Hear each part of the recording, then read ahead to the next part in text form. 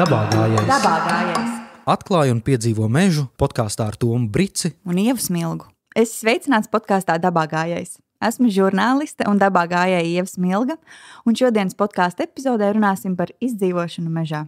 Runāsim par veselīgu kāpšanu ārpus savas komforta zonas un nedaudz par to, kā rīkoties ekstremālās un negaidītās situācijās. Mans sarunas viesis šodien ir piedzīvojumu un izturības pasākumu vadītājs uzņēmumā Pretspēks Roberts Līcis. Čau, Robert! Čau! Kā arī zemesargs un Latvijas valsts meža koksnes produktu ražošanas un piegādes plānošanas izpilddirektors Ģirds Abizārs. Sveiciens! Čau! Robert, es zinu, ka tu cilvēkus vedi mežā. Nu jā, pašā. Jā, pasaki, kāpēc un ar kādu mērķi? Es, kā jau tu minēji, es vadu piedzīvojumu un izturības pasākumu uzņēmumu Pretspēks, un praktiski tas, ko mēs darām, mēs tādā organizētā vidē nodrošinam veselīgi izkāpšanu ārā no savas komforta zonas, tā, lai tas būtu cilvēkam droši arī. Jo var jau pats uz savu galvu iet un laisties avantūrās, bet bieži vien tas ir bīstami, un tas nav domāts tādiem parastajiem ikdienas cilvēkiem. Un mēs cenšamies no tiem parastajiem ikdienas cilvēkiem izveidot tādus, kā es saku, ikdienas supermenus. Un noteikti tas mums palīdzēs arī tagad, un mēs palīdzēs arī nākotnē, kurā auga mani bērni, lai sabiedrība kopumā būtu gan pietiekoši drosmīga, pietiekoši proaktīva un varētu nosargāt savu brīvību. Cilvēks jau pats droši vien no tāda brīva prāta ļoti reti grib kāpt ārpus komforta zonas tādā līmenī, kā tu viņus izvedi. Ir dažādi, jo parasti cilvēki, tāds tipiskākais variants ir cilvēki pastāst mūsu sociālos tīklus, un viņi saka, ārprāts, ko jūs tur darat, jūs cilvēkus spīdzinat un tādā garā, un nē, mēs negribam, un tik šausmīgi pretojās tam. Ja viņus kāds piespiež, bet nav jau tā, kad mēs caur putām uz lūpām, asarām un asinīm ejam cauri bieži vien, jo mēs saprotam, ka tie cilvēki, kuriem patīk tās asinis, tad tie ir ļoti maz cilvēki. Es uzskatu, ka Pretspēka galvenais mērķis ir to parasto, to ikdienas, to cilvēku, to pilsētnieku paņemt un parādīt viņam, kāda ir dzīve ārpus pilsētas. Un vissvarīgākais, mēs kā latvieši, mēs esam viensētnieki. Ja, mēs ne ar vienu, tikai paši sevi iekšā, un mums ir ļoti zems tas tāds pašvērtējums un ticība sev, un tas, ko es redzu, ko Pretspēks dara, ir tas, ka mēs veidojam cilvēkiem ticību saviem spēkiem, un viņi pēc pasākumiem saka, wow, es nezināju, kas tik daudz var izdarīt, ka man ir tik daudz iekšā. Ja? Un šīs situācijas pēc tam cilvēkam palīdz ikdienā. Ja, kaut kādām ikdienas problēmām sadot pa pakaļ. Viņš stāvēs sastrēgumā, un mēs, varbūt īstenībā nav tik traki. Pie Roberta tajā Pretspēks pasākumā bija grūtāk, ja, varbūt šis nav tik traki. Ja, vai kad kaut kāds cits ķibels notiek, ja, arī tur pandēmija un tādā garā daudz cilvēku tur plēs matus ārā no galvas, ja, un domāju, kā mēs tagad dzīvosim. Tie, kas ir izjutuši kaut kādu diskomfortu, devušies kaut kādā jau piedzīvojumā, izjutuši, ko tas nozīmē kāpt ārā no savas komforta zonas, viņi jau domā, nav nekas traks. Mežā, tad, kad lija lietas uz galvas, es biju pilnīgi slapšs un tur hipotermijā kratījos, ja, tad tas bija grūtāk nekā pasēdēt mājās bišķiņ, ja, vai pavalkāt masku. Bet sanāk, ka tu cilvēkus ved šādos piedzīvojumos, sanāk, ka tev viss tā organizēšana uz taviem pleciem, tev pašam nepietrūkst šādas izdzīvošanas pasākumi? Pirmkārt, nav tā, ka mēs tikai daram tās izdzīvošanas lietas, ka tur taisam zaru būdas un ugunskurs kurinam un ejam tur, medīt dzīvnieks vai kaut kas tāds. Tā ir tāda ļoti, ļoti maza daļiņa, ļoti, ļoti specifiskam cilvēku lokam.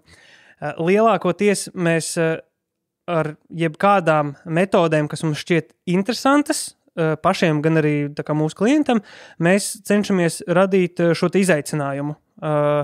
Un šo te izaicinājumu mēs radam gan uzņēmumu kolektīviem, lai stiprinātu uzņēmumu komandas, gan arī individuāli cilvēkiem, kur piesakās uz mūsu atvērtiem pasākumiem. Ja? Piemēram, mums tagad ir tāds šķēršu pārgājiens, atvērsies šogad.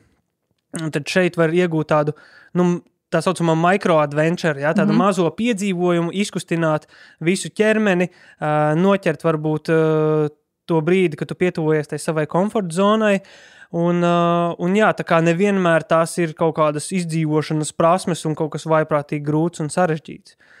Un, jā, ja mēs runājam paši par sevi, un ja es runāju par sevi bieži vien no tāda organizatoriskās puses, es atrodu veidus, kā noķert to piedzīvojumu arī pats, un arī šogad mums ir lieli mērķi piedalīties dažādās izturības sacensībās un spiest sevi ārā no komforta zonas. Tā kā katram personīgi piedalīties, nevis kā organizācijai. Es domāju, ka tie, kas gribēs, ka tie arī varēs pievienoties. Jo, parasti, teiksim, citreiz cilvēki saka, ka jā, izskatās forši, bet izaicinājumi nav priekš manis. Jā, vai kaut kā tā pasaka. Un tas, ko es bieži vien saku saviem klientiem par to, kad doties izaicinājumā vai izkāpt no savas komforta zonas nenozīmē, ka tev tagad ir jāiet lietus laikā, jāsēž, jāmēģina iekurināt ugunskurs, tu nedrīkst ēst, dzert un tev jānes super smaga mugursoma un tādā garā. Nē, tas var būt jebkas cits, tas var būt nezinu, ja cilvēkam ir problēmas ar komunikāciju ar citiem cilvēkiem, varbūt sāc Rimī kasierei pateikt paldies un sasveicināties ar viņu, ja? Varbūt sasveicinies ar saviem kaimiņiem no rīta, ja? Varbūt satiec savu 10 gadus neredzēto tēvu un nokārto ar viņu savas attiecības, ja? Vai izdari, nezinu, kaut ko citu, kas tevi mazliet biedē, ja?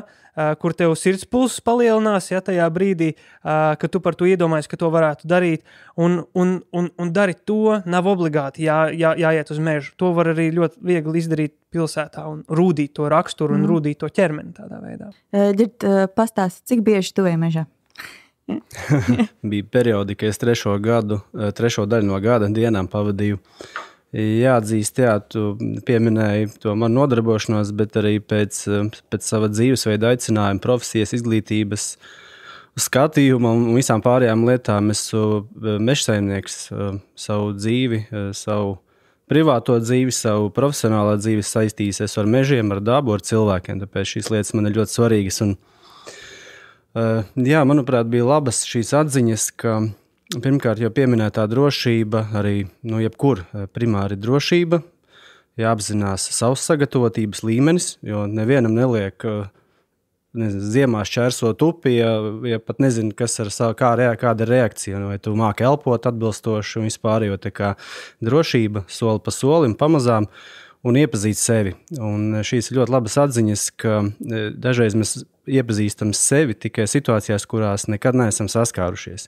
Tās varbūt pat nenozīmīgas, izšķietami ikdienas dzīvē, bet patiešām tādas lietas kā, piemēram, savu ego vai es pa priekšu nolikt malā, saprast, kā komanda veidojas, kāda ir komandas dinamika, kāda ir katra loma, kāds uzdevums. Jo nešaubīgi, mēs katrs individuāli varam sasniegt, bet kopā mēs varam sasniegt daudz vairāk. Tāpat varam arī par drošību rūpēties tad, ja esam skaitliski lielākā sastāvā, zinām savas stiprās puses, vājās puses, zinām precīzi lomas, spējam to koordinēt un faktiski darbojamies tādā organizatoriskā struktūrā. Tāpēc es tikai pievienojos šiem atslēgas vārdiem, kāpēc cilvēkiem vajadzētu sevi izaicināt.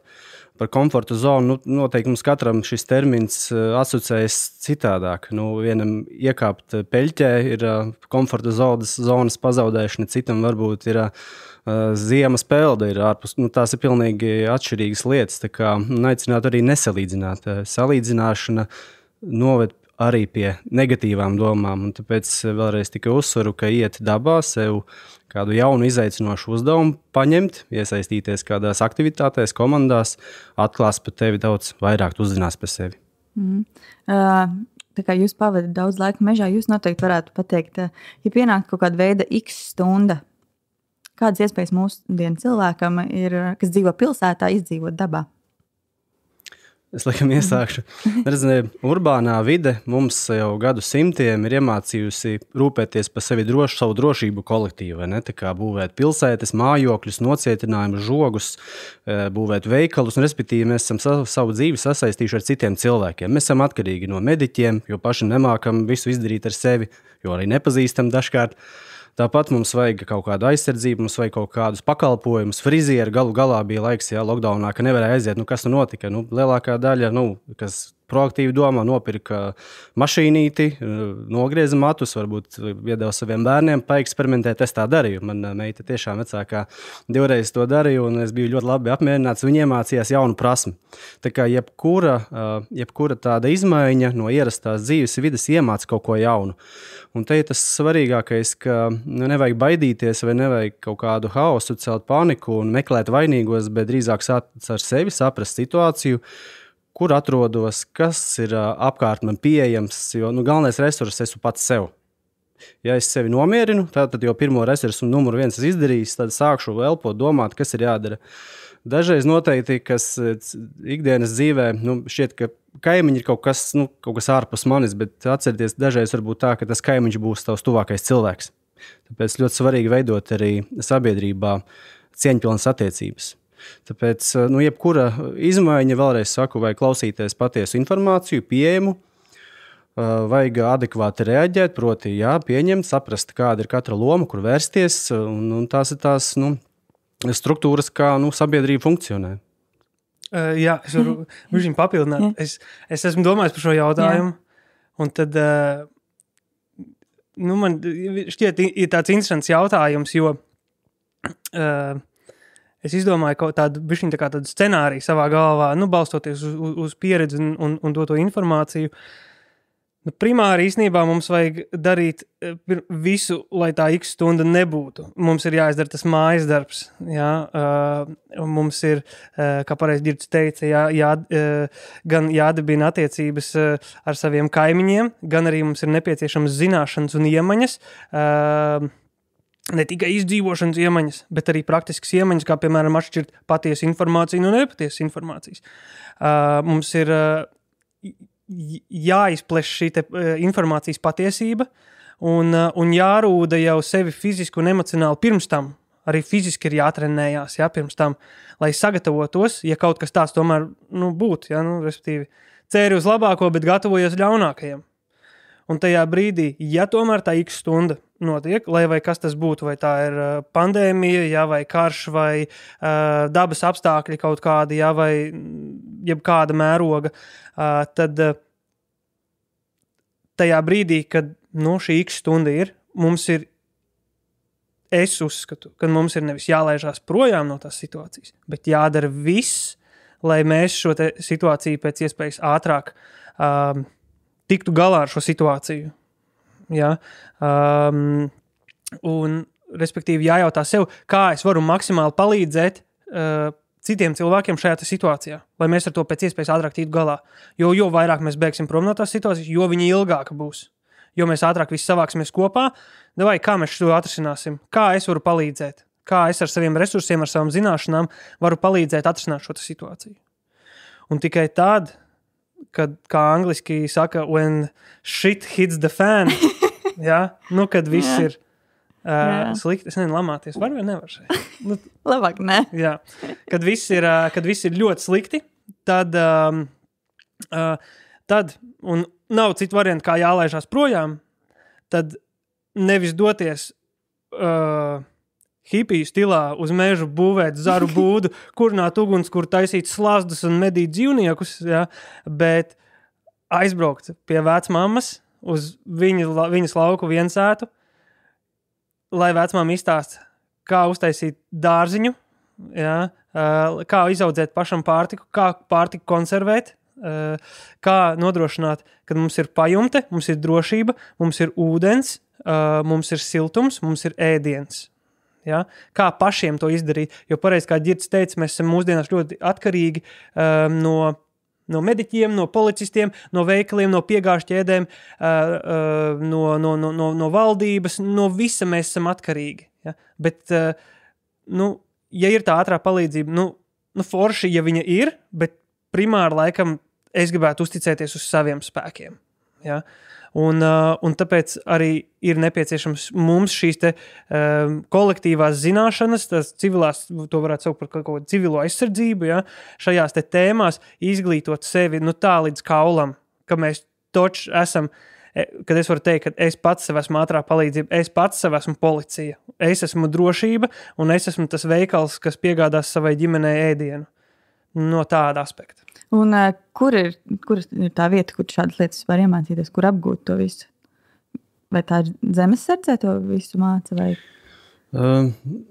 Es varu tikai tādus ieteikumu novērojumus drīzāk tā. Kā jau teicu, pirmkārt jau sevi jāpazīst, kā tu reaģē uz notikumiem, jo patiešām mēs esam ļoti atšķirīgi. Kāds ir ļoti labs orators, viņš spēja varbūt morāli celt. Ja? Tas nozīmē, ka šim cilvēkam būs jāuzņemās līdera loma, kurš visu laiku to morāli ceļ. Būs, kuram ir ļoti daudz kontakti. Viņš zina, atrisinās ļoti tāds apķērīgs, tirgotāja tipa, es varētu viņu nosaukt. Viņš vienmēr atradīs kaut ko noderīgu. Jebko. Ja vajadzēs plēvi, vajadzēs pančo atrast, viņš atradīs. Būs, kuri parūpējas par citiem, kuri spēj nomierināt, kuri jebko, kas nomierina citus cilvēkus, aprūpēt. Tas nozīmē, arī šiem būs jādara savi tādi uzdevumi par to apgūšanu. Vēlreiz saku, man varbūt ir tā paveicies no tāda aspekta, ka man pat cik arī tēvs ir mednieks, un man jau no 2 gadu vecuma faktiski laiku uz meža esmu vests dabā. Tā tas attīstījies, ka es pie tās meža vides esmu pieradis, un kā jau tas vārds izdzīvošana, man liekas, tas ļoti relatīvs ir Latvijā, jo tev jāskatās situācija, kurā tu atrodies. Ja tu būtu kaut kur viens kalnos, tālu prom, kur ir temperatūras amplitūda 40 grādi, varbūt tad noteikti tas būtu stāsts, bet dzīvojot sabiedrībā ar citiem cilvēkiem, kur resursi ir pieejams. Starp citu, Latvija atrodas teritorijā, kur ir pozitīva ūdens bilance, kas nozīmē, jebkuros apstākļos mums vienmēr būs ūdens saldūdens Spānijā, vēl kaut kur Austrālijā, tur viss izdeg, tur nav. Mums ir ūdens, tad saldūdens ir pirmais no dzīvošanas elementiem. Domājot, tie resursi, domājot par zemi, ūdeņi, cilvēki, intelektuālās, fiziskās, emocionālās, garīgās spējas ir pietiekoši daudz, viņas vienkārši ir jāattīsta, jāatklāj sevi, kur mācīties. Praktiskie ieteikumi. Ļoti daudz internetā var atrast un veidot arī dombiegu grupas, jaunas komandas, atrast cilvēkus, varbūt, kas ir mednieki, kas ir interesanti cilvēki.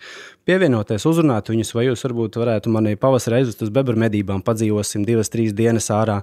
Tāpat es ļoti daudz sasaistu ar medībām, bet ne jau vienmēr jābūt medniekam, lai vienkārši pievienoties kādā kompānijā un iepazītu tos procesus, ar kuri kā mēs kā cilvēki esam gadu tūkstošiem nodarbojušies un dzīvojuši. Dabiskā vide cilvēkam ir bijusi daba, kā dabas sastāvdaļai. Tas, ka mēs esam sevi cēluši un sevas tādas pamatlietas esam aizmirsuši, vienkārši atgādina vēlreiz, ka ir jāatcerās, kā mums pašiem uzvesties dabā, kā dabas sastāvdaļai, kā dzīvniekiem, kā dzīvai dabai. Pieminētais. Otrs noteikti ir arī zemesardze, jo es tikai varu uzsvērt to, ka zemesardze nav interešu pulciņš.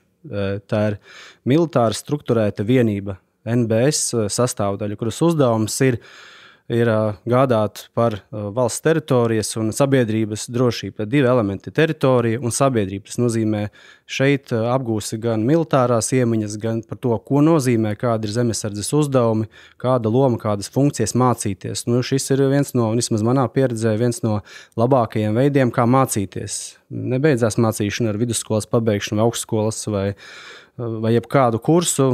Es domāju, ka zemesardzē var atrast sev piemērotu specialitāti, ja, kur attīstīt tas, kas tev padodas. Vai tu esi programmētājs, noteikti tev būs tur labieti. Tev padodas telekomunikācijas sakari, atradīsies, tu esi spēcīgs čalis. Visticamākais, tu varēsi daudz ko izdarīt. Ja tu esi meitene, kur māki vienkārši rakstīt? Visticamākais arī, jā, jo tāpat vajadzīgs runāt ar sabiedrību, izglītot un vispārējais. Tā kā katrs mēs esam noderīgs, un tikai abrīnu var teikt, jā, cik dāmas pievienojās daudz un cik atkal zēni izvairās, jo Jāatcerās vēlreiz, ka Latvijā nav obligātais militārais dienests. Es uzskatu, ka tā ir brīnišķīga iespēja jaunam cilvēkam tomēr domāt par to, par savu karjeru vai darbiem, ko tu vēlies, nevis pametot varbūt tās savus sapņus un dotos dienestā. Mums ir brīvprātīgais un profesionālais dienests, un tur pretī jāsaprot arī, ka pašiem ir jānobriest morāli, lai tu tomēr savā dzīves laikā arī tomēr pildītu šo kara klausību, savu pienākumu, attiecībā šo brīvprātīgā veidā un arī motivētā veidā. Un es domāju, tas ir absolūts pienākums jebkuram, es uzskatu, vīrietim, apzinoties, protams, savas spējas un veselību, tomēr izlemt un pievienoties sev pieejamā bataljonā tuvākajā, un tur tu gūsi šīs prasmes, iemaņas, un noteikti to atklās sev ļoti daudz ko. Kā notiek pievienošanās zemesardzei? Kaut kādi fiziskie kriteriji jāiztur vai... Pirmkārt, ir jāatbilst. Ir ierobežojumi, kas nedrīkst kandidēt. Tur ir, es varbūt neatkārtošu, tas ir minēts gan zemesardzes likumā, gan militārā dienesta likumā atbilstība. Bet idejaski ir tā, jābūt 18 līdz 55 gadu vecumam, šajā vecuma atbilstošā. Pamatlieta nedrīkst būt krimināli sodīts, notiesāts un vispārējās lietas. Veselība, protams, ja ir dažādi fiziski ierobežojumi, tad tomēr ne, jo arī pamatapmācība jāiet un jāspēj tie uzdevumi pildīt. Vēlreiz uzsveru, nevienu neizdzen tā, kad atnāc ar veselības problēmām, tur arī instruktori seko līdzi tam, lai būtu droši, primāri.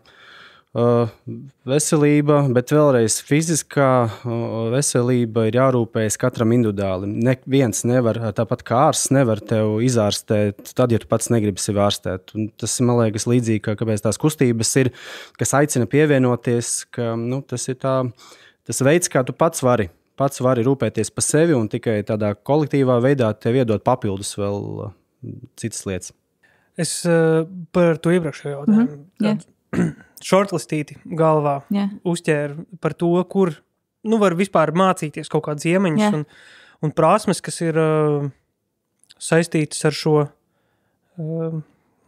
19. gadsimta profesiju. Respektīvi, kur mācīties kaut kādas, neizdzīvošanas prasmes, bet tādas dzīvošanas prasmes, praktiskās prasmes. Sāksim no pašiem mazākajiem bērniem. Tātad tie ir skauti un gaidas, kuros bērni, man liekas, no 7-8 gadiem viņi var iestāties iekšā, un tur viņi apgūst gan praktiskas, gan arī sociālas prasmes, un veido savu tādu, community, kāds latviski? Kopienu, es ar anglicismu runāju. Tie būtu skauti un gaidas bērniem, bet tālāk jauniešiem tā ir jaunsardze, kur jau viņi tiek ievirzīti šajā arī tādā, mazliet militārā sfērā, bet pārsvarā viņi arī koncentrējas vienkārši šo jauniešu, tādu personīgo izaugsmi. Tālāk, kad mēs jau esam pār 18 gadu slieksnim, tā ir zemesardze, vai cilvēks, man bieži vien cilvēks saka, man nav laika, vai es tik daudz tur nevarēšu iet, vai kaut kas tāds. Viss kārtībā, rezervistu apmācības, intensīvs īss kurs, kuru var iziet, reizi savā mūžā, pēc tam atsvaidzināt šīs te iemaņas, un super, viss kārtībā. Man sieva, piemēram, arī viņa, es esmu zemesargs, bet man sieva, viņa domā par to, bet man tur bērns un tādā garā, es labprāt gribētu zemesardzē, bet ko es ar to bērnu tādā garā? Un tad es viņai teicu, bet varbūt vienkārši rezervistu mācības, 3 nedēļas, un tev ir jau kaut kāda iemaņu bāze, tev jau ir daudz plašāks zināšanu loks. Un, ja nav ne zemesardze, ne rezervistu apmācības, tad var doties meklēt dažādas citus, uzņēmumus un cilvēku grupas, kuros var vedīs tevi ārā un parādīs kaut kādas iemaņas, piemēram, mēs pretspēks, mums ir arī tagad reizi gadā mums būs tādas 50 stundu izdzīvošanas apmācības, kur mēs mācīsimies pašus pamatus, kā orientēties, kā izveidot naktsmītni mežā no nekā ar ierobežotu ekipējumu un inventāru, kā iekurināt ugunskura, kā iegūt dabā ūdeni, kas notiek ar medījumu, kā dabūt pārtiku. ja, un dažādus tādus praktiskus soļus apskatīties. Vēl forša lieta ir tāds uzņēmums saliedēt.lv. Viņi arī pasniedz dažādas izdzīvošanas kursus vecākiem kopā ar bērniem un tikai atsevišķi vecākiem. Tie arī ir ļoti interesanti tādi kursi un apmācības, kurus viņi pasniedz. Un visbeidzot, tāda mana atklāsme, bet tas laikam nāk ar vecumu vienkārši. Mūsu vecāki un mūsu vecvecāki. Un viņiem ir ļoti daudz šīs mūsdienās mēs varam teikt senās iemaņas. Ja? Kā pareizi kopt ābeles, kā izaudzēt kartupeli, burkānu, kas ir komposts, kā adīt, ja? Kā no akas ūdeni tur ņemt, ja? Un tādā garā. Un tagad arī līdz šim brīdim, māma ņemās pa dārzu, kaut ko viņi tur dara. Un tad mēs kaut ko vārdu pa vārdam sākam runāt, un es saprotu, viņa ir vienkārši enciklopēdija, viņa ir gudrāka par Wikipēdiju tajā visā. Viņa zina, kurā laikā jāsēj, kurā laikā tur kas jāapkop, cik ilgi, cik daudz, kas tur ar ko drīkst būt kopā. Visi. Jā, un tādā garā.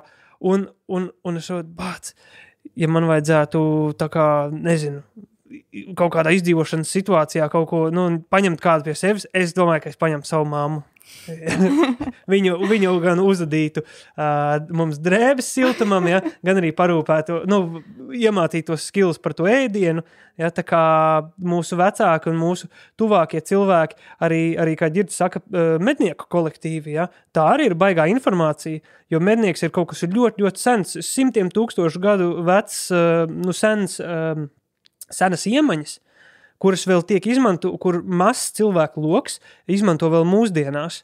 Un tas ir fenomenāli, tā kā noķert dzīvnieku, ja, nomedīt dzīvnieku pašam ar savām rokām, ar fizisku darbu, un pēc tam vēl viņu apstrādāt un izdarīt tā, kad iespējams no tā viena dzīvnieka ģimene var paēst pusgadu iespējams. Un, ja es tomēr pēkšņi izdomātu, kā hipijs ieiet mežā, padzīvot tur 4-5 dienas, kuras vispār ir tādas atslēgas iemaņas, kas būtu nepieciešamas, lai es tur spētu funkcionēt, principā. Lai man būtu plus mīnus arī varbūt kaut kādas basic ērtības. Es varbūt ievadam uz to jautājumu. Ja. Pirmkārt, labāk ir pāriet, jo pāris tomēr labāk šī sadarbība. Jebkas var notikt, tomēr labāk pārīt to darīt. Ja tu, protams, neesi jau... Tu zini, ko tu dari. Tas ir cits, es runāju par tādu pavisam, kur visu mūžu pilsētā dzīvojas, nav nekāds sakars varbūt ar ārējo vidi, tagad es darīšu. Tas nozīmē labāk paņem kādu čomu, draugu, nezinu, paziņu. Tāds, kurš kaut ko māk, vai arī abi divi? Labāk, jo tas tā būs traģēdija. Ja diviem ir putni galvā, pilnīgi, kā saka. Man ir bijuši tādi varianti. Kad divi putni iet mežā. Jā, tad jābūt tam vēl trešiem līdzi un tā tālāk. Bet noteikti vispirms jau vajag saprast, jābūt plānam. Jebkurā gadījumā jābūt plānam situācijai, kāds ir mērķis, kāds ir ilgums. Ja? No tā būs izrietoši arī tevi sagatavošanās uzdevumi. Protams, vietas izpēte, kur tu dosies, ar ko tu dosies, kā tu atpakaļ nokļūsi, kas tā būs pa vietu, kas tā pa zemi, jo saprotam, ka Latvijā ir gan valsts meži, ja, kur var doties kā publiskie meži, publiski pieejamie. Tāpat arī ir kaut kādas privātās teritorijas, kur īpašnieks var ierobežot, un, protams, jāsaprot, kur tu atradīsies, un no tā būs izrietoši, ja, vai tu drīkst atrasties pirmkārt. Tāpēc kartes izpēte, transports, ceļi, jāsāk ar vienkārši to, kur tu gribi doties. Un tāpēc es vienkārši tam ievadam, jāsaprot, kāds ir tavs mērķis, nav jau, kā saka, aizbraukt tepat no Rīgas, nezinu, uz Baldoni, sakurināt ugunskura, nocirst kokus, un beigās tev būs atbildība par nelikumīgām darbībām mežā, bet vienkārši jābūt vēsprāt, jo tu gribi kaut ko iemācīties pakāpeniski jaunu, kā palikt mežā pa nakti, kas man ir vajadzīgs. Tad atrodi kādu kompanjonu, kurš vismaz reizi to ir darījis. Jums ir plāns, kur aizbrauksim, tie būs valsts meži, tātad publiski pieejami. Saprotam, ka nekādi atkritumi nedrīkst palikt. Saprotam, ka ja ugunskurs būs, tad, ja tas ir uguns bīstamais periods, tad nedrīkstēsim kurināt. Ja ārpus šī perioda, tad tikai norādītajās vietās. Viss ar to sākam, un kad vai atpūtas vietās, paņemam rolmotu, guļammaisu, tentenīti un pieteikt. Tas ir visu, lai pirmajā naktī saprastu, vai kas tev der, kas neder. Es ieteiktu vienkārši vērsties vispirms pie tā, kurš, ja ne vismaz reizi to darījis, tad vismaz viņam ir galva uz pleciem, viņš zina, ko dara, un labāk, ja ir kaut kādā profesionālu vai vismaz, tādu treneru, vides treneru, vai, es nezinu, kā tur nosaukt to nodarbošanos, bet tādu cilvēku pavadībā. Ja man liekas, ka es zinu, kas ir jādara, ar to pietiek, man liekas, ka es varētu to izdarīt. Tad aiziet, mauc. Jo, zin kā, es pilnīgi piekrītu Ģirtam, es nevarētu pateikt labāk. Jo, pirmkārt, tagad arī tas ir baigi trendīgi. Iet ārā, pārgājumi pa nakti palikt un tādā garā. Un mēs arī, daudzējam ārā un pavadam laiku tur. Un tas, ko es redzu, kad ir forši ka cilvēki iet ārā, bet nav forši tas, kad cilvēki nemāk uzvesties ārā. Iebrauc ar mašīnām, kur grib, ar močiem, kvadrām, kur grib, trokšņo, atstāja atkritumus, atstāja izdegušas ugunskurus, cērt zaļus kokus un tādā garā. Bāc, tas nav forši. Kad es ieeju dabā, es gribu to sajūtu, kad es šeit esmu pirmais, kurš šeit ir kāju spērs. Nevis ejot gar upi, tā kā ik pa 4-5 minūtēm man ir jauna ugunskura vieta uztaisīta, ja? Un kad tas makšķernieks te ir makšķerējis, viņam ir aizķērusies makšķeraukla, kaut kur viņš sūc, atstājis to makšķerauklu, kaut kur tur aizgājis tālāk, izdzērs aliņu, izsviedz to aliņu ārā, un tā, johaidī, ja tu nemāki uzvesties, tad nē. Es uzreiz saku, tad labāk tiem cilvēkiem neiet, lai iet tie cilvēki, kur māk uzvesties dabā. Tas ir pats svarīgākais. Un tad pēc tam par tām iemaņām, tas ir atkarīgs no tā, kāds tad ir tas mērķis. Kāpēc dodies ārā un ko tur to grib sasniegt. Bet nekad nenāk par ļaunu iemācīties kaut vai to pašu ugunskuru, kā efektīvi uztaisīt ugunskuru. Ja? Kā gatavot dabā, kā gatavot uz uguns. Tā ir arī baigā prasme, jo tas pilnīgi cits veids, kā gatavo virtuvē un kā gatavo mežā uz uguns. Par sevi, par savu ķermeni, par savu izzināt savu ekipējumu. Ļoti bieži mēs savos pasākumos novērojam to, ka cilvēki ir kaut ko nopirkuši no ekipējuma sastāvdaļas, kas viņiem absolūti nedara. Un viņi jau pirmajās minūtēs saprot, šis bija galīgi garām. Mums bija viens gadījums, tātad mēs bijām uzrakstījuši, kad ir nepieciešams zaru zāģis līdzi uz pasākumu. Un viens džeks bija paņēmis šo te, kā viņu sauc, reģipšu zāģi. Ja? Viņš ir tāds smalkiem zobiņiem, tāds ļoti smalks, tāds asts, tā kā tāda pincetes zāģis. Un mēs viņam likām nozāģēt tādu, mums bija baļķis, un viņam katram vajadzēja nozāģēt gabalu no tā baļķa, diametrā kā 45 centimetri bija. Un viņš zāģēja, un tas zāģis tur locās, un tādā viņš kaut kādas 40 minūtes zāģēja, bet viņš tur jautāja, vai viņš var aizņemties no kāda cita, kuram tā kā sakarīga zāģis. Mēs teicām, nē, zāģēja līdz galam. Tā kā, lai tu saproti, ka tā bija kļūda, paņemt šo zāģi, un šo mūžam atcerēsies. Ja? Un tas ir arī tas pats par guļammaisiem, par paklāju, par kaut kādām gulēšanas sistēmām. Ļoti daudz cilvēks var uzzināt par sevi, ja? Kurā brīdī viņam salst, kā viņam sasildīties, kā visefektīvāk strādāt ar savu ķermeni. Bet to jau var uzzināt tikai tajā procesā, vai es nopirkus vispār pareizo, jo es jau nevaru izmēģināt to guļamaisu. Zini kā, pirmkārt, ja tu pērc ekipējumu, teiksim, sakarīgā veikalā, kas ir tieši uz šīm te āra aktivitātēm fokusēts, tie cilvēki, viņiem ir jāzina, ko viņi tev pārdod, un tāpēc viņu uzdevums ir izzināt, ko tev tieši vajag. Un pat, nezinu, ja tas ir kaut kāds dekatlons varbūt, vai depo, kur neviens tev nenāk klāt, un visiem ir viena alga, ko tu tur pērc, ir YouTube. Ja, un YouTube'ā ir tik ļoti daudz informācijas par visu. Un tas ir, man liekas, mans dzīves lielākais skolotājs. Neviena skola man nav tik daudz iedevusi, cik daudz man ir iedevusi YouTube, ja, skatoties tur. Un vienkārši pastīties, ja tu pēc zāģi, tad, nezinu, ierakstīt what kind of saw to bring to an outdoor activity. Ja, un tur izliks vienkārši 100 video, kādu zāģi tev izvēlēties. Kas būs tā pirmā lieta, kas ir jādara mežā ejot tādā izdzīvošanas pasākumā. Jāatrod mājvieta, jāuzkurina ugunskurs, kas īsti tur būs. Kāda ir tā notikuma ķēdīte? Es varu uzreiz pateikt. Pirmais ir jāsaprot, vai tu drīksti tajā mežā iet. Tam ļoti labi nodar. Es slavinu, tas ir zelta gabals pēdējā laika. Tā ir Latvijas valsts mežu karšu aplikācija, LVM Geo. Tā kā es esmu fans, tās aplikācijas fans.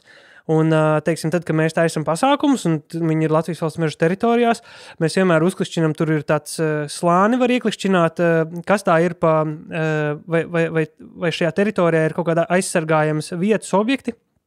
Un mazliet pagūglējot, zinot, kas ir, piemēram, tur dabas rezervāts vai kas ir mikroliegums, ja, uzreiz var saprast, ok, šita mēs nevaram. Mēs, piemēram, tagad saskaņojām vietu pasākumam, mēs redzējām, ka tur ir rubeņu riesta vieta, ja, mēs varam, ok, šita ar līkumu jāiet garām šitai vietai, ja.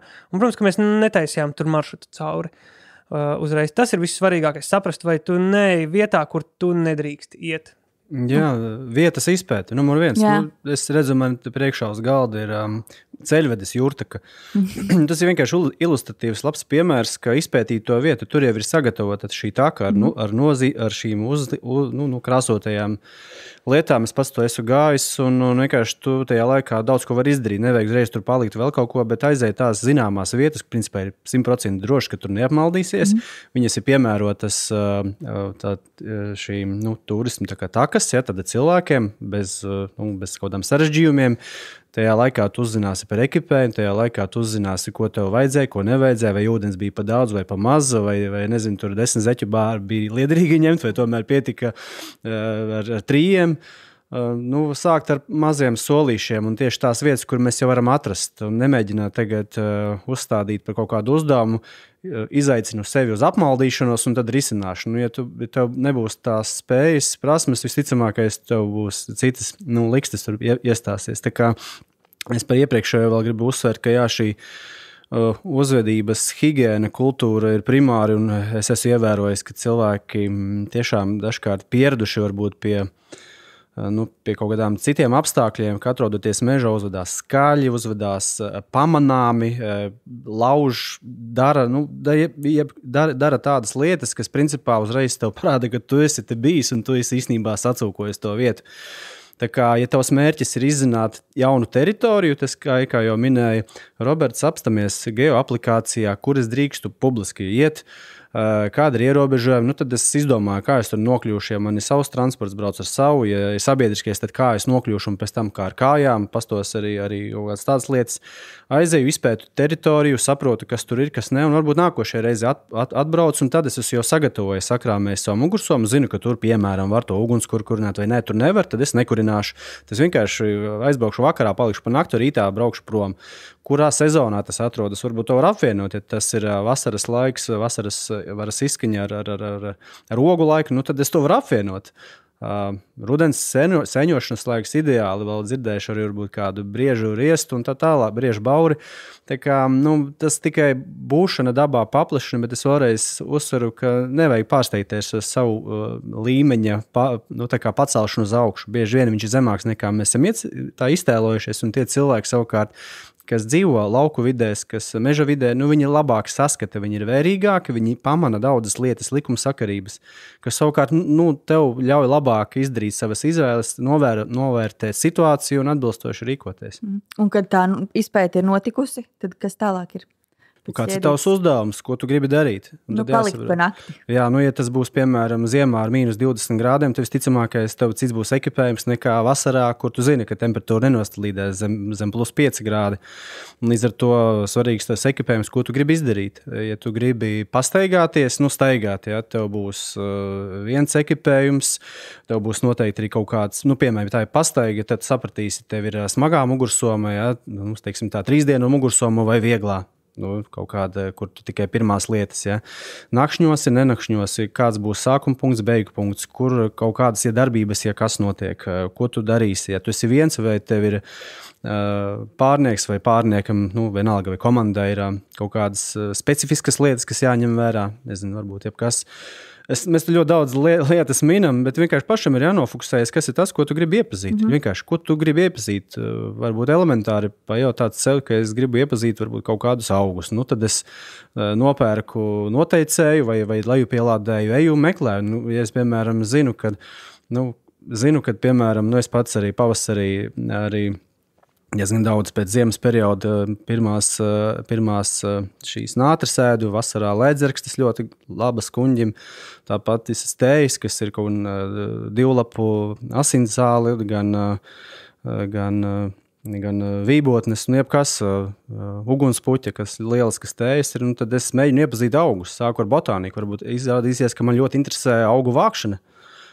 Varbūt pirtslietām interesē, ja, kā iegūt, kur iegūt tās bēres slotiņas vai iemācīties iekuru sagatavot ugunskuram. Ja, citreiz varbūt liekas, kas tur uguni iekurt, pamēģiniet. Un ir pat, es lasījis tādas grāmatas, kur pat ir kaut kāds 100 vai 200 veidi, kā iekurt ugunskuru. Cik veidus jūs zināt? Ko tad?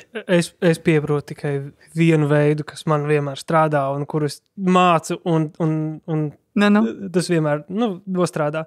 Mēs esam visu kaut ko mēģinājuši skatīties, kas mežā deg, kas mežā nedeg un tādā garā. Bet interesanti, bieži vien ir, teiksim, mūsu pasākumos viens no uzdevumiem ir konkrētā laikā, īsā laikā iekurināt ugunskura un pagatavot sev kaut kāda veida maltīti. Vai darīt kaut ko ar to ugunskura. Tur citreiz, piemēram, mums ir uzdevums to ugunskuru pārvietot. Ja, jo, ja tu vari ugunskuru pārvietot, tas nozīmē, ka ugunskurs ir stabils, ja, kad viņš neizdzisīs tik ātri, kā ir paredzēts. Un tur, piemēram, tur 200 metrus pa stīgu vienkārši tev jānes ir uguns, ja, un tādā veidā. Mēs kaut ko tādu interesanti izdomājam, kā cilvēks izaicināt un pārbaudīt.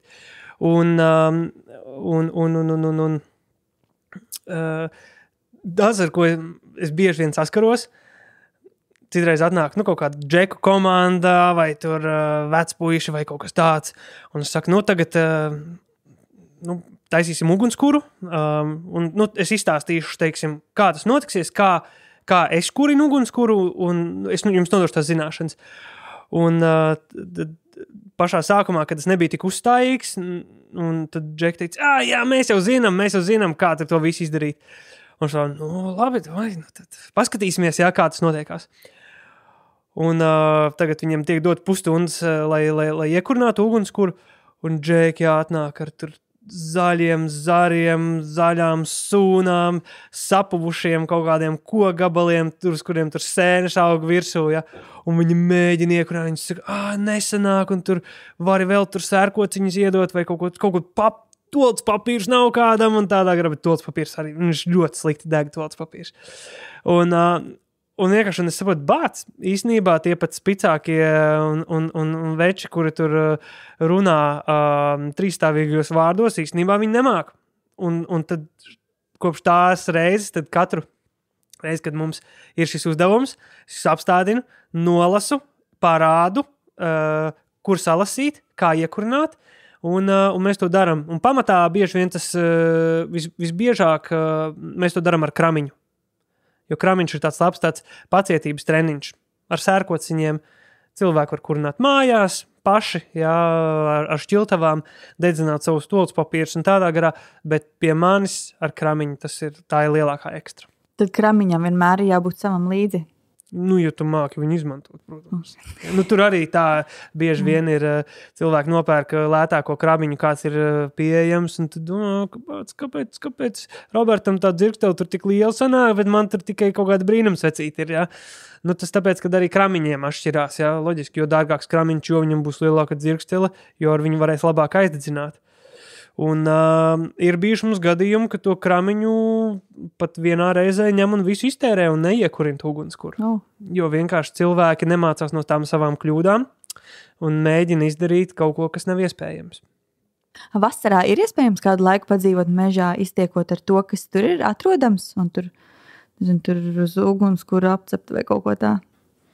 Jā, mēs par to ugunskuru runājam. Es gan neesmu lielākais eksperts par ugunskuriem, bet to, ko es no pieredzes saku, ka uguni, ko mēs varam iegūt paši, ir divas nozīmes. Viens ir silts ēdiens, jo tīri organisms silts ir daudz labāk sagramojams, ātrāk un mazāk kalorijas patērē, siltu uzņem. Un otrs ir ļoti, ļoti tev paceļ morāli, tieši skats ugunskurā īpaši situācijās, kad tev ir, kad tev jāceļ sava morāli, kad tev, varbūt esi pavadījis nedēļu Lietuvā, un varbūt pat kādu dienu tev vienkārši gaisa spiediena dēļ nav izdevies iekurināt ugunskura, tad, ja tev izdodas, tev liekas, vispār pasaulē nav lieliskāka skata, kā redzēt šo liesmu.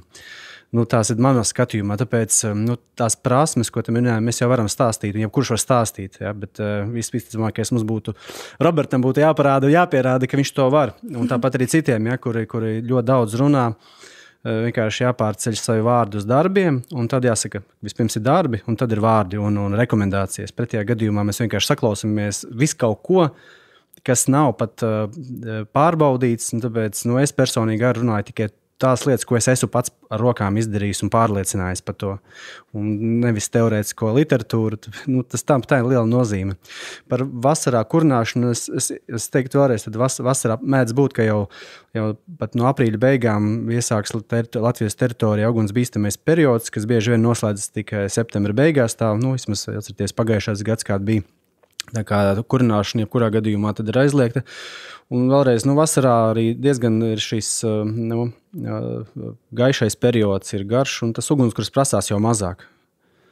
Tā kā, bet tie ir speciāli piemērotas vietas, vai tikpat labi varbūt kāda mājas pagalmā vai laukos, to jau visu tur var darīt. Arī, sagaidot līgo svētkus, veidojot to ugunskura, varbūt uztaisīt ko pa lielisku pasākumu gan sev, gan ģimenei, gan draugiem. Tā kā sākt no nevis sakraut visu sauso, kas tur sācies ir, vai gluži pretēji, kā jau minēja, dažādas kriteles, koksnes atlikumus, salikt sūnas, kā saka, viela ir, bet netik degoša, tad, sākt ar to mazumiņu jau un patrenēties. Un es tikai varu piekrist, es redzēju, tas jau nav pārmetums nevienam, bet ja nav šīs prakses, ļoti, ļoti mokās ar šo vienkārši uzdevumu, pat iedodot 2 sausas pagalis nazi, paiet 20-30 minūtes, kamēr kaut kas tur sāk degt. Tas ir tikai par to, vēlreiz, ne jau ugunskurs mērķis, bet 2 lietas, ja tu viņu iegūsi, tev ir gandarījums, tu esi paveicis, tev ir rezultāts, un otrs šī praktiskā kustība, kurā tu mēģini pūlies, tā ir piepūle. Sākotnē, vai ne? Tu esi kaut ko jau sevī pārvarējis, kas nozīmē, ja tu šo izdarīsi, neesi mācējies, tu noteikti varēsi vēl kaut kādas citas apgūt iemaņas. Mazajiem solīšiem, dažādos veidos, vienkārši tu sevi paplašini savu šo resursu un potenciālu. Ģirt, klausies, man tev ir jautājums, kā medniekam. Es cenšos katru mednieku, kurus satieku, es viņam uzdodu šo jautājumu. Iedomāsimies, kad ir mednieks, tāds un dabas cilvēks, kurš ļoti daudz dzīvo, ļoti daudz pārzina par dabu, iespējams biologs / mednieks. Ja? Ja mēs šo cilvēku ieliktu mežā, neņemot vērā, protams, tur visus noteikumus, kādi medniekiem ir un ierobežojums un tādā garā. Ja mēs šo te cilvēku atmestu atpakaļ pāris 100 gadus, vai šis te cilvēks varētu dabā nomedīt, Latvijas dabā nomedīt un salasīt pietiekuši daudz svētdienu, lai viņš varētu ikdienā funkcionēt? Ja, es par šo esmu domājis, arī pats personīgi. Tā situācija, manuprāt, tas būtu ļoti sarežģīti, jo pirmkārt, ja viens cilvēks pie medījuma var tikt, piemēram, tas ir, es tikai ļoti ilustratīvs piemērs, putnu ligzdošanas laiks, ir putnu olas, tu tiec pie olām. Ir mazuļu dzimšanas, šis ir ļoti skarbi, varbūt izklausās, bet ļoti dabiskā veidā, tāpat kā plēsēji, kā to dara. Mazuļu dzimšanas laiks, nevarīgi mazuļi, dzīvnieki, tos tu vari dabūt. Skumji izklausās, bet tā ir realitāte dabai, kā tas strādā dzīvnieku pasaulē. Mēs esam piedēvējuši vienkārši daudzām lietām pārcilvētas, kas var būt lietas. Ja tā ir ziemas, un noķert, pamēģināt noķert ar rokām zaķi, vai noķert irbi, vai noķert, ko vēl, nezinu, varbūt kritiskā situācijā tu varbūt uz savu mājdzīvnieku apskatīsies. Skarbi, bet realitātē, ja, nezinu, mēs nepraktizējam, bet gan jau kaut kādas maivoboļu kāpurus varētu meklēt, kurā kaut kā tur proteīni, bet tas viss saistās ar to, ka tu tērē savu resursu. pamēģinam kaut vai, pamēģiniet 3 dienas vienu konzervu nopirkt un vienu, ķelmēru maizes šķēlīti paņemt. Un to atstājot rezervē. Saprotot, ka tā ir izdzīvošanas rezerve 3. dienai, kad es nevaru. Es personīgi domāju, es to neesmu darījis, bet es domāju, ka man nesekmētos tajās 2 dienās pienācīgi, kaut vai, piemēram, šajā laikā kaut ko izdarīt. Visticamākais, es tāpat meklētu kādu citu cilvēku, un es meklētu kādu citu lietu. Tā ir bijis. Tāpēc cilvēki veidoja kopienas, jo kopā komandā var izdarīt vairāk. Kā teicu, viens tu vari, ja? Bet tā ir tāda kaut kādās, vienalga, tas ir sabiedrībā, tu viens vari. Bet tiklīdz tu esi pilnībā izolēts, viens cilvēks, visticamākais būtu diezgan bēdīgs tas iznākums tam vienam cilvēkam. Lai kāds tur būtu arī ikdienā šobrīd pipars, nezinu, ar visām prasmēm, bet, kā jau teicām, ko es varu teikt, kad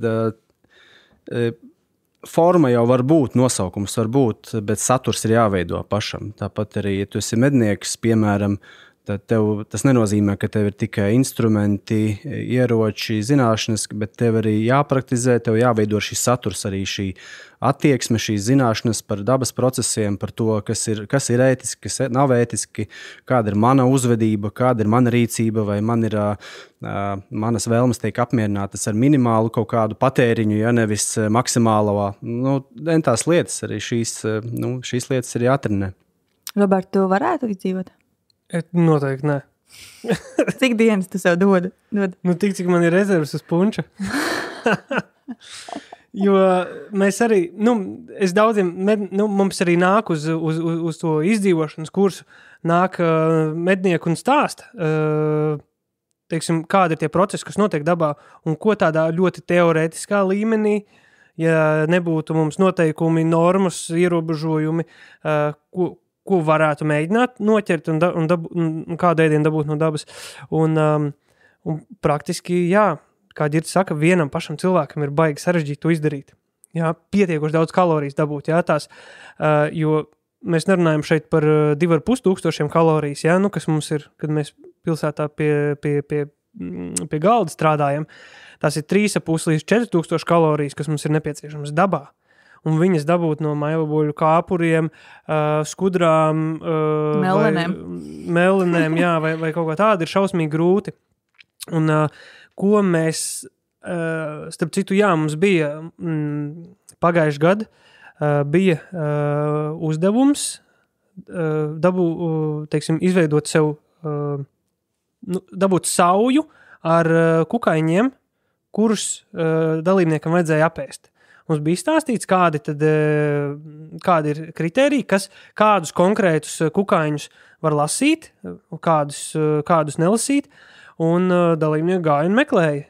Ja? Un vasarā varbūt to ir iespējams salasīt, bet tas apjoms, cik daudz kalorijas mēs iztērējam pret to, cik mēs uzņemam, tas ir nesalīdzinām. Mēs iztērējam daudz vairāk, nekā mēs uzņemam. Tas ir tāds patiešām izdzīvošanai, nevis dzīvošanai. Lai vienkārši novilktu garumā to savu nāvi mežā. Bet viņi stāstīja, arī citi mednieki, viņi stāstīja par to, kad, piemēram, variants ir zivis, jo tomēr zivīm ir daudz ierobežotāk, upēs, kaut kādās mazākās upēs. Zivis var mēģināt ķert, un par putniem viņi stāstīja arī, kad var mēģināt kaut kādā veidā šos te putnus noķert, veidojot slazdus, bet tas nav atļauts. Un ir šausmīgi labi, ja piemēram, ir tur, nezinu, kaut kādi instrumenti pieejami, tad praktiski ar šiem instrumentiem, ja tev nav zināšanas, izcilas zināšanas, kā šo te dzīvnieku noķert ar šiem te instrumentiem, tas ir nereāli un tā ir mežonīga laimes spēle. Ja? Jo ir nepieciešams zināt, piemēram, kur tas dzīvnieks iet, kur tas dzīvnieks parasti uzturās, kur viņš iet, piemēram, vislēnāk, kur viņš ir visneuzmanīgākais, kur ir tā dzīvnieka taka, kas tieši tas ir pa dzīvnieku, cik liels viņš ir, cik bieži viņš tur pārvietojās, kurā laikā viņš pārvietojās, kā pūš vējš. Ja, kāda ir viņa paraduma, tur ir šausmīgi daudz lietas, kas ir jāņem vērā, un praktiski, ja nav nekāda veida ierocis, tikai koka miets un rokas, ja, nu tas ir vaiprātīgi grūti. To nevajag, tā kā, es pat nezinu, vai to ir jēga kaut kādā veidā, nu, tā kā praktizēt. Jā. Vienkāršāk ir iet uz to lauku viencētu un kļūt par veģetārieti. Jā, vai vistas audzēs, starp citu. Kuri vispār ir tie noderīgākie instrumenti mežā? Kramiņš, tu jau teici? Noderīgākie meži no jebkura ārpusē. Es, piemēram, kas man līdzi vienmēr ir, arī automašīnā, man ir gan krams, gan šķiltavas, gan sērkots. Viņš krams ir, ko Roberts jau minēja, tas vienkārši prasa piepūli un tavs uzdevums ir iemācīties to lietot. Praktiski jau tomēr šķiltavas ir tāds visērtākais, ja tā praktiski runā, noteikti jābūt nazim. Es neteiktu, ka vajag uzreiz visu tur mačeti, zāģus un ko tik nē. Nazis pamatlieta vienkārši kaut vai to skalu, lai tu vari vai tu paurbinātu vai nogriezt kaut ko, tas ir elementi vai šņora auklu galu galā. Tad man līdz vienmēr ir aukla ar kaut kāda 5 metri jau pietiekoši, arī nepārspīlēju, nav kaut kas specifisks, ko es esmu izdomājis darīt. Arī vienmēr nodara kaut vai novilkt un izžāvēt drēbes vai to pašu pančo vai tentenīti novilkt. Protams, šis pretlietus elements ir ļoti svarīgs, jo ļoti izsit no līdzsvara, tad tu esi augsts, tad salīs. Ja tu esi salīs, tev ir augsts, ja tev ir augsts, tev ir jau citas domas un tā tālāk. Tad vēl man ir svece, saucamā ploška vienmēr, un arī tas iekuriņš, kas jau gatavais, kas piesūcināts, tas materiāls. Un principā, arī mašīnā vienmēr ir kāds konzervas mētājs. Man ir bijis, kad ir mežā mašīna salūst, tur piekdienas vakars, ziema atkusnis, slapšs un, principā, atrodos tur, kur tuvākais ir kaut kādas 3 stundas, kas man var atbraukt palīdzēt ar visu to nokārtot. Un tas pirmais, ko es darīju, bija vietā, kur ugunskura vieta bija. Es vienkārši aizgāju pēc sausiem egļu zariem, starp citu arī slapjā pat lietus laikā aiziet zem egļu sausie zariņi, tie, kas nokautušie. Viņš ļoti lieliski deg. Paņēmu konzervu, attaisīju vaļā, uzslēju virsū sev šo tentenīti, lai vairāk nesaslapjanos un principā visu. Un biju priecīgs iekurināt gan ugunskuru, tas, ka tur līdz nekas, bet kaut vai tas nelielais, ka tev tas konzervs, ko tu vari vēl pat tur uzsildīt, tu principā tev paver tādu jaunu iespēju, wow, cik forši īstenībā, ka notika, jo šo es nepiedzīvotu. Pamatlietas, noteikti tur var augt, bet tas lielākais skills ir tajā, tās prasmes tajā, ka tev ir minimāls ekipējums, bet vēlreiz, pret lietu, tas ir numur 1, vienmēr jābūt kaut vai 150 vai 200 litrīgais plasmasas maiss, kuram tu arī vajadzības gadījumā vai ielikt kaut ko iekšā, ka nesamirkst, vai arī izgriezt tur caurumu, uzlikt savu virsmu un sēdēt vienkārši gaidīt, vai iet, atkarībā no situācijas. Nāzes, iekuriņš kaut kāds, elements iekurināšanas. Tad, ja tas ir, tad pat ja ir augsts, tu vari principā staigāt, iet, kustēties. Bet vēlreiz tavs mērķis noteikti būs kaut kāds atrast palīdzību, iet kaut vai tu naktī iesi, tu taču izdzīvos. Ja tu esi pāēdis iepriekš tev bijusi maltītes, starp citu par ēšanu arī būtiski no rīta, labas broksas pāēst. Es, piemēram, personīgi izvairos no vakariņu ēšanas, uz 2 ēdienreizēm pāriet, arī ļoti īstenībā labi. Vienkārši pastamies, cik daudz mēs ikdienā patērējam, mums to visu nevajag tik daudz. Visticamākais ir kvalitīvāka pārtika, apzināta ēšana un nav jāēd 8 reizes dienā absolūti. Tā kā, man liekas, tas pieminēja tās svarīgās lietas, kas vismaz man ir. Skaidrs, un mūsu laiks iet uz beigām, bet man šāds jautājums ir, no kāda vecuma šādā izdzīvošanas piedzīvojumā vai tādā piedzīvojumā uz mežu var doties kopā ar bērnu? Vai to vispār vajag darīt kopā ar bērniem maziem? Tādā, vairāk dienu pasākumā, kur tur ir kādi izdzīvošanas elementiem un ugunskuriem. Tikai no 9 gadiem. Tad, kad ir pāri 9 un 2 mēneši. Tikai tad var iet. Citādāk nevar iet. Nē, joks. Bet labi. Nē, man liekas, ka tā kā jebkurā, protams, ar zīdaini tu tur neko neizdarīsi, jā. Jo zīdainim vispār viņam izdzīvošana ir vispār būt 1. gadā. Ja. Tā viņš katru reizi, viņam katru stundu viņam ir izdzīvošana. Bet tad, kad bērns jau var kaut ko paņemt no tā, iemācīties vairāk par to apkārtni un iegūt kaut kādu jaunu netraumējošu pieredzi, tie ir kaut kādi, man liekas, 2-3 gadi. Ja? Mēs arī ar meitu, mēs Mēs visu laiku ejam ārā, un mēs kopš kaut kādiem 2, praktiski tad, kad viņi jau sāka staigāt, un kad viņai bija attīstījusies kaut kāda sīkā motorika ar pirkstiem, ja, un kad viņa izprata aptuveni to, kad ugunskurs ir karsts un viņā nevajag kāpt iekšā, ja, vai nāzis ir ass, vai arī, ja es, teiksim, rīcības un seku situācijās, kad viņas izprot, tad, man liekas, ir vērtīgi jau kaut kādus mazos tādus skiliņus mācīt, ja. Mēs iekurinam ugunskuru, un es viņai saku, rekur, tagad tev būs šitā tur malka jāiemet iekšā ugunskurā, un tad viņi tur mēģina un met, ja. Vai, piemēram, mēs citreiz tur uzspēlējām mežā paslēpes, ja, kad, es kaut kur paslēpjos, un tad viņai tur mani jāsameklē, kur es tur aiz koka esmu paslēpies, kaut kas tāds super vienkārši, bet kas var bērnam noderēt brīdī, kad viņš apmaldās, un tur ne obligāti jābūt mežam, varbūt viņš apmaldās lielveikalā. Ja?